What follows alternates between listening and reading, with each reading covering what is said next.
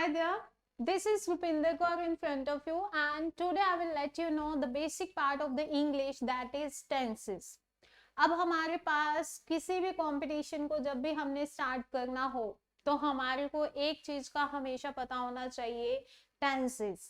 अब कई स्टूडेंट्स के माइंड में ये आता है कि मैम टेंसेस ये तो हमारे पास कुछ भी कॉम्पिटिटिव में नहीं आता, लेकिन जब भी हमें किसी चीज की, क्योंकि कंपटीशन में क्या आता है, एक्चुअल में आते हैं फाइंड आउट करने फॉल्ट्स. और क्या फाइंड आउट करने, कोई भी हमारे पास पैराग्राफ्स आ गए या कुछ भी और आ गया तो हमें उसको क्या करना पड़ेगा, रीड करना पड़ेगा. उसको पढ़ेंगे, फिर उसके बाद उसको समझेंगे. उसको पढ़ के समझना, उसमें हमें क्या चीज चाहिए, हमें चाहिए जी टेंसेस. टेंसेस जो है बहुत ही इंपॉर्टेंट रोल प्ले करते हैं. वो करते हैं जी स्पीकिंग में भी, मतलब इंग्लिश स्पीकिंग में भी हमेशा बहुत हेल्पफुल रहते हैं. और हमारे किसी भी पार्ट में, किसी भी कॉम्पिटिटिव एग्जाम के लिए टेंसेस जो है बहुत ही इंपॉर्टेंट रोल प्ले करते हैं. टेंसेस, अब हर एक चीज को सीखने के लिए हमें उसे एक पर्टिकुलर तरीका चाहिए होता है उसे सीखने का. अब आप सभी को पता है कि हमारे पास टेंसेस जो है वो 3 टाइप के होते हैं जी. वो कौन कौन से होते हैं जी, एक होता है जी पास्ट, और एक हमारे पास होता है जी प्रेजेंट, और एक हमारे पास होता है जी फ्यूचर. अगर किसी को ये भी याद ना रहे तो आपको वो डायलॉग तो याद होगा कि किरण मेरी थी, किरण मेरी है और किरण मेरी रहेगी. तो यहाँ पर क्या है जी, हम हमेशा यही चीज कहते हैं कि हमें ना पास्ट पर फोकस करना चाहिए, पास्ट में जो गया हो गया. इसके बाद ना ही हमें फोकस करना चाहिए जी फ्यूचर पर. क्यों नहीं करना चाहिए, क्योंकि क्या होगा क्या पता इंसान रहे ना रहे. चलो ठीक है, उम्मीद तो रखनी चाहिए, पर फ्यूचर का कोई भरोसा नहीं है. हमें एक ही चीज पर फोकस करना है जी, वो है जी प्रेजेंट. अगर आप प्रेजेंट टेंस को समझ पाते हो, वर्तमान में रहते हो, तो आपको पास्ट और फ्यूचर को समझने में ज्यादा दिक्कत नहीं आएगी. अगर मान लो मैं प्रेजेंट की बात करती हूँ तो प्रेजेंट भी जो है वो एक्चुअल में आगे हमारे पास 4 टाइप होते हैं. 4 टाइप कैसे होते हैं, अब कई बच्चे जो है इसकी तरफ ध्यान नहीं देते. उनको लगता है प्रेजेंट मतलब प्रेजेंट बस, आगे इसके कोई टाइप नहीं है. आप एक टेंस को अलग अलग तरीकों से बोल सकते हो. जैसे कि अगर मान लो मैंने बोला लड़का और लड़की की शादी होती है, ठीक है, सिंपल मैंने बात करी. फिर उसके बाद मैंने क्या कहा, लड़का और लड़की की शादी हो रही है, मैंने ये बोला. फिर उसके बाद मैंने कहा लड़का और लड़की की शादी हो चुकी है, ठीक है. और एक मैंने क्या बोला, लड़का और लड़की की शादी को हुए 2 साल हो चुके हैं, मैंने ये बोल दिया. तो इट मींस मैंने प्रेजेंट को 4 तरीकों से बोल दिया, ठीक है. अब हमारे पास जो 4 तरीके हैं, वो पहली जो है वो है जी इनडेफिनेट. इनडेफिनेट टेंस यानी कि उनकी शादी होती है, सिंपल मैंने बात करी. नेक्स्ट मैंने आपको बताया कि उनकी शादी हो रही है, यानी कि हमारे पास आ गया जी कॉन्टिन्यूअस टेंस. थर्ड हमारे पास है जी परफेक्ट टेंस, यानी कि हो गया, काम हो गया, अभी जस्ट कंप्लीट हुआ है. और नेक्स्ट हमारे पास होता है जी परफेक्ट कॉन्टिन्यूअस, यानी कि काम हो तो गया लेकिन आगे भी हमने उसे क्या रखा जी, जारी रखा, उसको कंटिन्यूटी में रखा, ठीक है. तो अब इसके बाद इसके भी आगे टाइप होते हैं. जैसे लड़का और लड़की की शादी होती है, मैंने ये बात बोली. अब शादी होती है तो भाई उसमें पॉजिटिव बातें भी होंगी, है ना, और साथ में उसमें क्या बातें होंगी जी, नेगेटिव बातें भी होंगी. और उसमें क्या पूछे जाएंगे जी, क्वेश्चन भी पूछे जाएंगे. और उसमें हो सकता है कि क्वेश्चन ऐसे पूछे जाए जो क्या हो जी, नेगेटिव हो, ठीक है. तो अलग अलग तरीके से हम इसके आगे भी 4 सेंटेंसेस बना सकते हैं. जैसे कि मैंने पहले लिखा कि पॉजिटिव बातें, यानी कि दोनों को वो पसंद है, पॉजिटिव बातें कर दी मैंने, क्योंकि हर किसी के बंदे के बीच में पॉजिटिव चीजें भी होती हैं जी, अच्छी चीजें भी होती हैं और नेगेटिव चीजें भी होती हैं. तो अगर मैं पॉजिटिव की बात करूंगी तो इट मींस वो है जी हमारे पास अफर्मेटिव, यानी कि पॉजिटिव. नेक्स्ट मैंने आपको बताया नेगेटिव. अब दो लोगों की अगर शादी होगी तो भाई उसमें तू तड़ाक तो होएगी ही होएगी ना, यानी कि वो हमारे पास कौन से सेंटेंसेस होंगे जी, नेगेटिव सेंटेंसेस। फिर उसके बाद आगे क्वेश्चन भी पूछा जाता है, क्योंकि अब दो पर्सन है उनमें पॉजिटिव नेगेटिव तो हो रही है बातें, but at the same time उसमें क्वेश्चन भी पूछा जा रहा है, तो वो हमारे पास क्या है जी, इंटेरोगेटिव। अब क्वेश्चन हमेशा जरूरी नहीं है अच्छा ही पूछा जाए, नेगेटिव भी पूछा जा सकता है ना, तो वो क्या हो जाएगा जी, नेगेटिव इंटेरोगेटिव। सबसे पहले तो आपको ये स्ट्रक्चर क्लियर होना चाहिए। अब मैंने ये जो चार टाइप लिखे हैं सिर्फ और सिर्फ इनडेफिनिट के नहीं लिखे, ये हमारे पास कॉन्टिन्यूस के भी होते हैं जी, परफेक्ट के भी होते हैं जी, परफेक्ट कॉन्टिन्यूस के भी होते हैं जी। तो इससे आप क्या चीज सीखते हो, हमें टोटल प्रेजेंट में कितने टाइप के सेंटेंसेस मिलेंगे, हमें टोटल मिलेंगे जी 16, चार इसके, चार इसके, और चार इसके, और चार इसके। तो प्रेजेंट में आप, प्रेजेंट टेंस में आप किसी भी एक सेंटेंस को 16 टाइप्स से लिख सकते हो।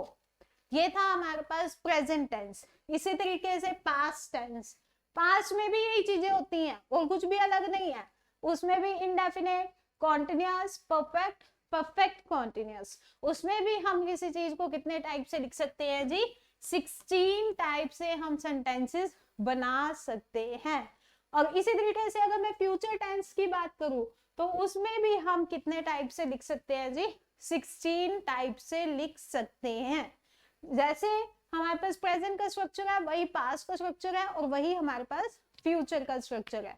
तो इंग्लिश में टोटल अगर मैं एक सेंटेंस को लिखना चाहूं तो मैं कितने तरीके से लिख सकती हूँ जी, मैं उसको लिख सकती हूँ जी 48 तरीकों से। ठीक है, वही 48 तरीके हमारे को आ गए तो वही हमारे पास स्पोकन है जी, और वही हमारे पास क्या है जी, किसी चीज को कंपटीशन में समझने के लिए जरूरी, इंपॉर्टेंट एंड वाइटल। ठीक है, तो अब हम बात करते हैं सबसे पहले तो इनडेफिनिट टेंस की। सिर्फ और सिर्फ मैं आपको बता रही हूँ जी इनडेफिनिट टेंस।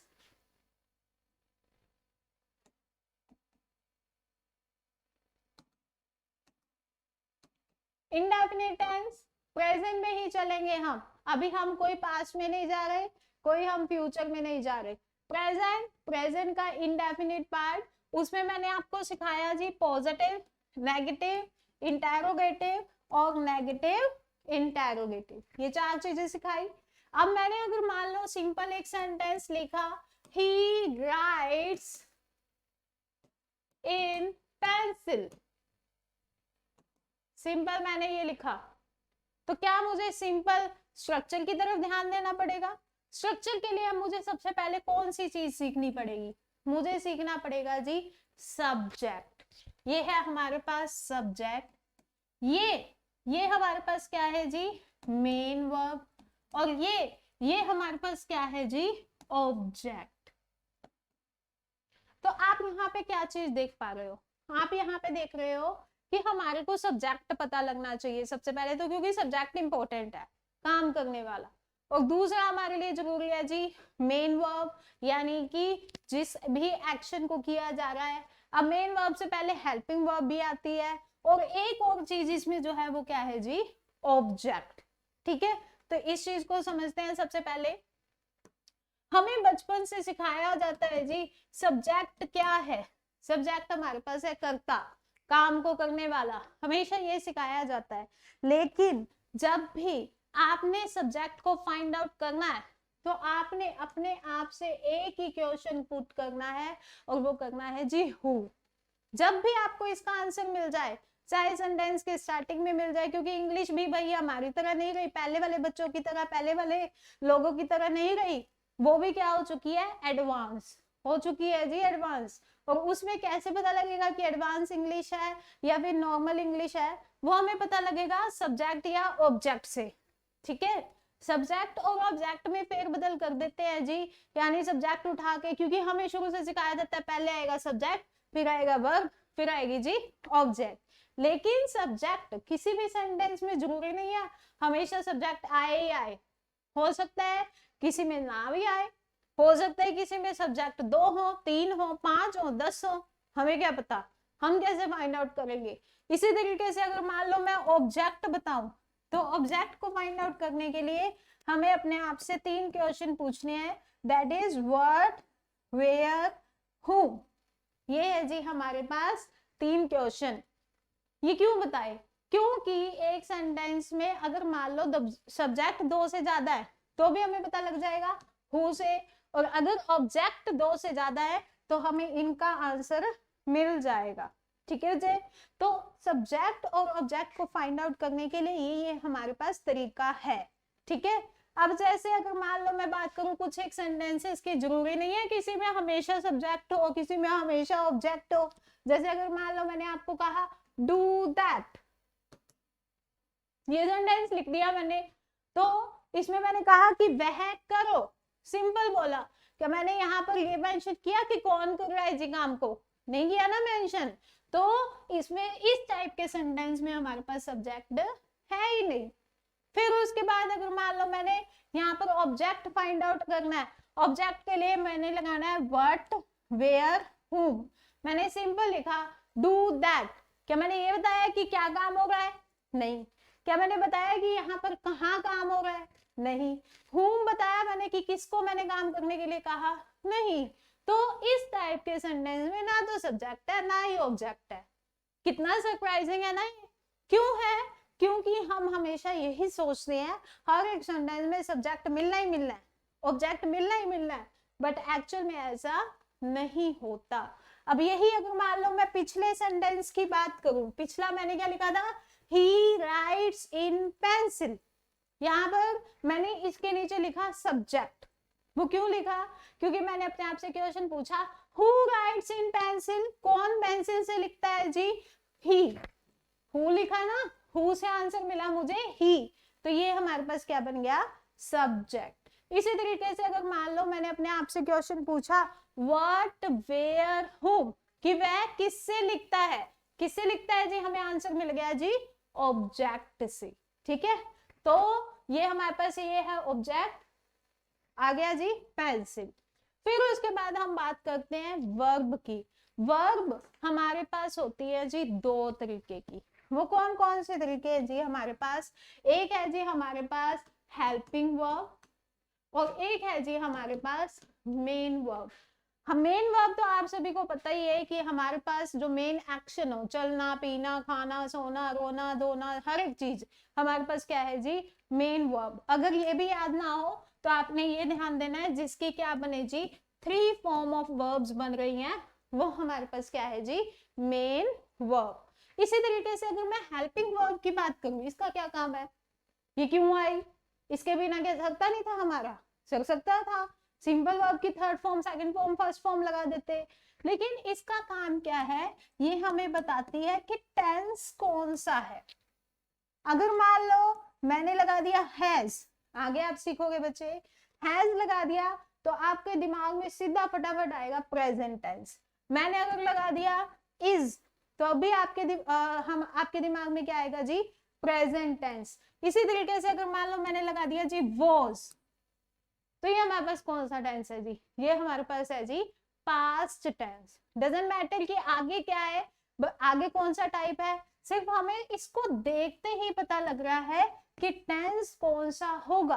अगर मान लो मैंने यूज कर दिया विल, शैल, तो इससे क्या हमें पता लगता है कि ये हमारे पास कौन सा टेंस होने वाला है जी, फ्यूचर। ठीक है। अब यही मेन वर्ब में चेंजेस करके देख लो, मैंने एक लिखा जी राइट, एक मैंने लिखा जी राइट्स, और इसके आगे मैंने कोई भी हेल्पिंग वर्ब नहीं लगाई। ठीक है। अगर मान लो मैंने इसके आगे लगाया डज, तो आप कहोगे जी ये प्रेजेंट टेंस है। मैंने विल शैल लगा दिया तो आप फ्यूचर में जाओगे। क्या सिर्फ इससे आप बता सकते हो क्या मेन वर्ब से, नहीं बता सकते ना। तो हेल्पिंग वर्ब का काम होता है टेंस को बताना, टेंस कौन सा है, उसका आगे कौन सा टाइप है। और मेन वर्ब का क्या काम होता है, मेन का काम होता है सिर्फ और सिर्फ एक्शंस को इलेबोरेट करना, एक्शंस को बताना कि कर क्या रहा है भाई बंदा, खा रहा है, पी रहा है, सो रहा है, क्या कर रहा है, सिर्फ और सिर्फ उसके लिए होता है मेन वर्ब। और हमें टेंस को इलेबोरेट करने के लिए होती है जी हेल्पिंग वर्ब। ठीक है, तो ये है जी हमारे पास टेंसेस का। अब हम बात करते हैं इनडेफिनिट। इनडेफिनिट टेंस में मैंने क्या लिखा है यहाँ पे, subject, main verb plus object. ठीक है, अब बाद में बात करते हैं कि हमारे पास मेन वर्ब कौन सी कैसे यूज करनी है। अगर मान लो मैंने नेगेटिव लिखा तो ये हो जाएगा he does not write in pencil, ये लिख दिया मैंने। तो नेगेटिव सेंटेंसेस में हमने क्या किया बच्चे, पहले लिखा सब्जेक्ट, फिर हमने क्या लिखा जी, डू डस यानी कि हेल्पिंग वर्ब, फिर हमने क्या लिखा जी, नोट, फिर हमने क्या लिखा जी, वर्ब की फर्स्ट फॉर्म, फिर हमने क्या लिखा जी, ऑब्जेक्ट। वर्ब की फर्स्ट फॉर्म कौन सी है, ये मेन वर्ब की फर्स्ट फॉर्म। इसके बाद अगर मैं इंटेरोगेटिव बनाऊंगी तो वो क्या बनेगा जी, do does plus subject plus verb की फर्स्ट फॉर्म यानी मेन वर्ब की first form plus object question mark. इसी तरीके से अगर मैंने नेगेटिव लिखे तो नेगेटिव इंटेरोगेटिव किया तो वो हो गया जी, does do plus subject plus not plus main verb plus object. अभी आपने ये फोकस नहीं करना कि मेन वर्ब कौन सी यूज कर रहे हैं जी या फिर हेल्पिंग वर्ब कौन सी यूज कर रहे हैं। देखो सब्जेक्ट ऑब्जेक्ट की तो वही पोजीशन है, सब्जेक्ट ऑब्जेक्ट तो आपको बता ही दिया कैसे फाइंड आउट करना है, बट आपने अब फोकस करना है जी नॉट की पोजीशन पर, हेल्पिंग वर्ब की पोजीशन पर। अगर मान लो मैं यहाँ पर बात करूँ, यहाँ तो मैंने कोई भाई लगाई नहीं हेल्पिंग वर्ब, तो अफर्मेटिव में हमें कोई जरूरत नहीं है, प्रेजेंट इंडेफिनिट टेंस में, पास्ट इंडेफिनिट टेंस में हमें कोई जरूरत नहीं है कि हम उसमें क्या लगाएं जी, हेल्पिंग वर्ब। इसी तरीके से अगर मान लो मैं नेगेटिव बना रही हूँ तो मैंने डू डज हेल्पिंग वर्ब तो लगाई, पर मुझे सिर्फ और सिर्फ आपको अभी यही बताना है नोट कहां पर लगाना है। नोट हम लगाएंगे जी हेल्पिंग वर्ब और मेन वर्ब के बीच में। ठीक है, इसी तरीके से अगर मान लो मैं इंटेरोगेटिव कर रही हूँ तो मैं हेल्पिंग वर्ब को कहां लेके आ रही हूँ, सब्जेक्ट के आगे, और मैं जब नेगेटिव इंटेरोगेटिव बना रही हूँ तब मैं नोट को कहां यूज कर रही हूँ, सब्जेक्ट के बाद में और मेन वर्ब से पहले। तो बच्चे यहाँ पर मेन मोटिव क्या है मेरा बताने का, मेन मोटिव मेरा ये है कि आप चाहे प्रेजेंट टेंस कर लो, चाहे आप पास्ट टेंस कर लो, चाहे आप फ्यूचर टेंस कर लो, उनके आगे चार चार टाइप्स कर लो, आपको ये स्ट्रक्चर सेम मिलने वाला है। स्ट्रक्चर सेम का क्या मतलब है कि नोट लगेगा तो लगेगा भैया हेल्पिंग वर्ब के बाद मेन वर्ब से पहले। इंटेरोगेटिव में अगर नेगेटिव इंटेरोगेटिव में लगेगा नोट तो वो लगेगा जी सब्जेक्ट के बाद और मेन वर्ब से पहले। इसी तरीके से सिंपल इंटेरोगेटिव बनाना है तो भैया कहाँ लगेगा जी, सब्जेक्ट के आगे। तो इस तरीके से आपने यहाँ पर स्ट्रक्चर देखना है।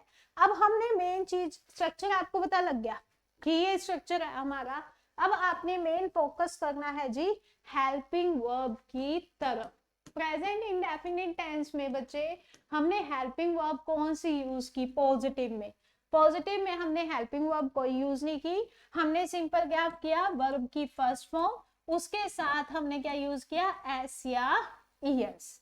इसी तरीके से नेगेटिव, नेगेटिव में हमने क्या यूज किया बच्चे, यहाँ पर यूज किया जी हमने डू डज हेल्पिंग वर्ब, और हमने मेन वर्ब क्या यूज की, वर्ब की फर्स्ट फॉर्म। ठीक है, इसी तरीके से अगर हम बात करें इंटेरोगेटिव तो हमने क्या यूज किया, यहाँ पर डू डज यूज किया, और हमने साथ में क्या यूज किया जी, यहाँ पर वर्ब की फर्स्ट फॉर्म। बस यहाँ पर क्या और चीज यूज हुई थी जी, नोट। इसी तरीके से हमने जब नेगेटिव इंटेरोगेटिव किया तब भी हमने हेल्पिंग वर्ब क्या यूज की, डू डज, और साथ में क्या यूज किया जी, वर्ब की फर्स्ट फॉर्म। ठीक है, तो सेम यही चीज ही हमने ध्यान रखनी है, बस आपको स्ट्रक्चर याद होने चाहिए। पहले वाले में वर्ब की फर्स्ट फॉर्म के साथ एस कब लगेगा, वर्ब की फर्स्ट फॉर्म के साथ एस तब लगता है जब भी हमारे पास सब्जेक्ट क्या हो, सिंगुलर। अब कोई अकेला बंदा होगा तो उसको किसी ना किसी का सहारा तो चाहिए ना, तो वो सहारा किससे लेता है जी, मेन वर्ब के साथ में एस लगा के सहारा ले लेता है। अब जो बंदा है ही प्लूरल यानी कि उसके साथ पहले से ही लोग हैं, वो मतलब अकेला नहीं है दुनिया में, तो उसे एस की क्या जरूरत, उसे सहारे की क्या जरूरत है, नहीं है ना, तो वो सिंपल क्या यूज करेगा, वर्ब की फर्स्ट फॉर्म। नेक्स्ट डू या डस, डू या डस का भी वही केस है, डस कहाँ लगाना है, डू कहाँ लगाना है, डस हमने यूज करना है जी सिंगुलर के साथ। अब वही वही बात है, यहाँ पर वर्ब की फर्स्ट फॉर्म के साथ ऐसे ये नहीं लगाओगे, सहारा नहीं दोगे, तो वो सहारा किससे ले लेगा जी, डस से सहारा ले लेगा। इसी तरीके से अगर हमारे पास प्लूरल है सब्जेक्ट, तो उसे कोई जरूरत नहीं है किसी सहारे की, तो वो कौन सी हेल्पिंग वर्ब यूज कर लेगा, डू हेल्पिंग वर्ब यूज कर लेगा। ठीक है, तो जैसे कि एक और अगर हम एग्जाम्पल के साथ चले, जैसे शी स्पीक्स इंग्लिश, ये हमारे पास है सिंपल पॉजिटिव सेंटेंस यानी कि अफर्मेटिव सेंटेंस।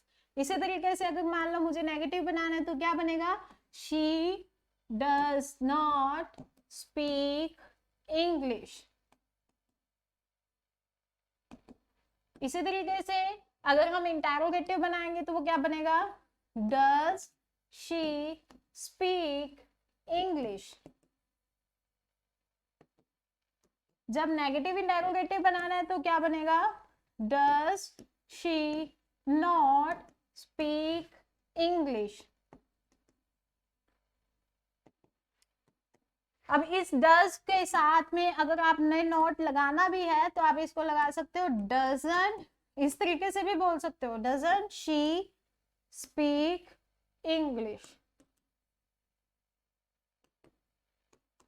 एक ये बहुत ही सरप्राइजिंग बात है कि डज के साथ मैंने नॉट लगा लिया, कॉन्ट्रैक्टेड फॉर्म में लगा लिया जी, अब मैं इसको अलग अलग लिख सकती हूँ क्या, does not she speak English, no absolutely not. क्यों, क्योंकि ये रूल है जी, आपने अगर डज के साथ नॉट यूज करना है इंटरोगेटिव में तो आपको कॉन्ट्रैक्टेड फॉर्म में यूज करना पड़ेगा, आप उसे अलग अलग यूज नहीं कर सकते।